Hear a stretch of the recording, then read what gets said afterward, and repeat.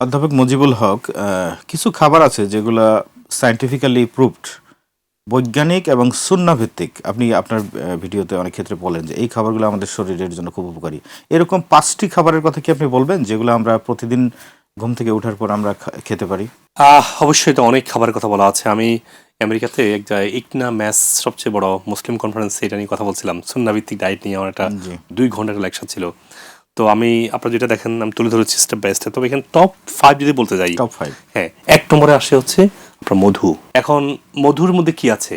শুধু চিনি না, মধুর মধ্যে অ্যান্টিঅক্সিডেন্ট আছে, ফাইবার আছে, মিনারেল আছে, কিছু ফ্যাটি অ্যাসিডও আছে। তো এই মধুটা আপনারা রাসূল ইসলাম বলেছেন যে এটা একটা বিভিন্ন রোগের জন্য উপকারী। তো এটা আপনারা খেতে পারেন। মধুটা যারা চিনিতে অ্যাডিক্টেড তারা চিনির বদলে মধু খান। জি যারা ঘুম থেকে উঠে একটু আপনার লেবু খাবেন, একটু মধু দেন। যারা খাবারের একটু বেক করবেন, বাচ্চারা চাচ্ছে একটু সুগারি ফুড, ওখানে মধু দেন চিনি না দিয়ে। ইভেন কি চায়ে চিনি না দিয়েও মধু খাওয়া যায়? চায়ে চিনি দিলে সমস্যা হচ্ছে মধুর মধ্যে অনেক নিউট্রিয়েন্ট নষ্ট হয়ে যায়, নষ্ট হয়ে যায় গরমের অনেক মধ্যে। নিউট্রিয়েন্ট নষ্ট হয়ে যায়। তো আমি এক্ষেত্রে আমি নিজেও দিই আর কি তখন। আচ্ছা তবে এটা জিনিস, আরেকটা জিনিস হচ্ছে যে মধু যারা ডায়াবেটিস আক্রান্ত যারা, তারা টেম্পোরারি মধু খাবেন না। কারণ মধু তো সুক্রোজ, তো গুড সুগার, বাট এটা আপনার সুগারটা বাড়বেই। এটার একটা জিনিস। আমি 2 নম্বর যদি বলি সেটা হচ্ছে যে কালো জিরা। বিশ্বাস করেন কালো জিরা, আমেরিকাতে আমাদের ডক্টর ট্রেনিংয়ে একটা সেশন ছিল কালো জিরার উপকারিতা। I was like amazed. আমাদের শরীরে হেলদি ফ্যাটি অ্যাসিডের মানে সবগুলোই কালো জিরার মধ্যে আছে এবং ম্যাক্সিমাম প্রোটিনের মধ্যে আছে।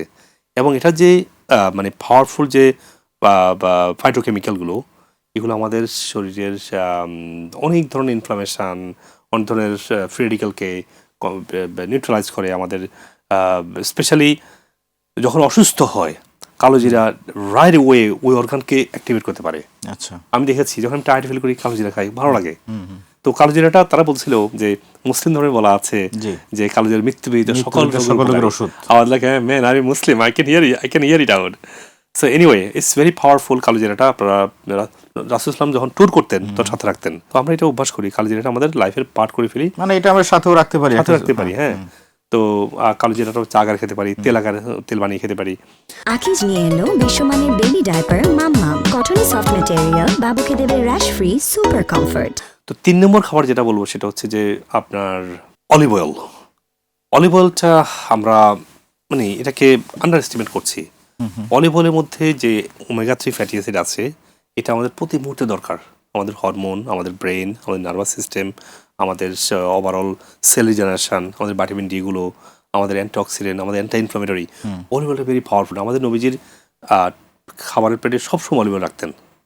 এবং অলিভ অয়েলটার আপনারা রান্না করা ছাড়াও ডাইরেক্ট সকাল 2 চামচ খালি ফেলে খেতে পারেন। ঘুমের সময় 2 চামচ, হ্যাঁ, আপনার ঘুমের সময় 2 চামচ খাবেন, লিভারটা সারা রাত ধরেই অলিভ অয়েলটা গিয়ে লিভারটা আস্তে আস্তে ক্লিন করবে। ঘুমের আগে 2 চামচ অলিভ অয়েল খেয়ে ঘুমিয়ে যাবে, তখন লিভার আস্তে আস্তে ক্লিন হবে। তারপরে অলিভ অয়েলটা আপনারা যে কোনো খাবারের মধ্যে, আমি তো প্রত্যেক খাবারে অলিভ অয়েল, আমি অলিভ অয়েলটা প্রত্যেক খাবারে অ্যাড করি। নবীজি খেতেন না, আল্লাহ তাআলা কন্ট্রোলের মধ্যে বলছেন ওয়াত্তিন ওয়াজ জাইতুনে, হ্যাঁ, এটা বলা আছে কন্ট্রোলের মধ্যে। নবী সবসময় খেতেন।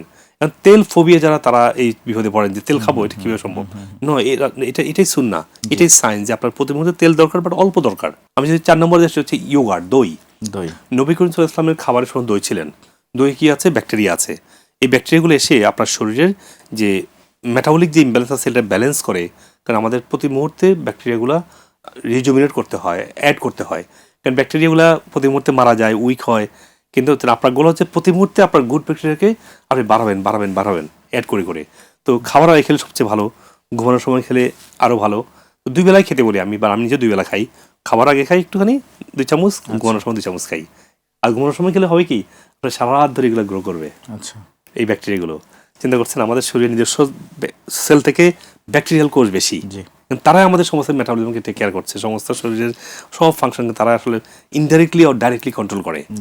তো প্রোবায়োটিক খাবারটা যেমন গুরুত্বপূর্ণ, এটা সুন্নাতে আসছে। আর 5 নম্বর খাবারটা হচ্ছে আল্লাহ বলছেন যে জাররা মুখতালিফা, মানে যেটা নিজ থেকে গ্রো হয়। এখন আমরা যেটা করি, নিজেরাই প্রসেস করি খাবার খাই। কি রাসূল ইসলাম কিন্তু টানা 2 মাসও অনেক সময় রান্না করেন নাই, সব র খেয়েছেন। হাদিসটা আসছে বুখারীতে, হাদিসটা আসছে মুসলিমও আসছে, হাদিসটা মা আয়েশা থেকে বর্ণিত।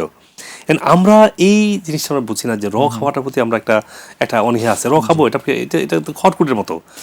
খাওয়াটা অভ্যাস করতে হবে, এবং যেটা নিচ থেকে গ্রো হয় সেটা কি, সব ধরনের শাকসবজি, সব ধরনের ফলগুলোর মধ্যে প্রত্যেকটা ফলের বেনিফিট আছে আমাদের, এক একটা বেনিফিট আছে।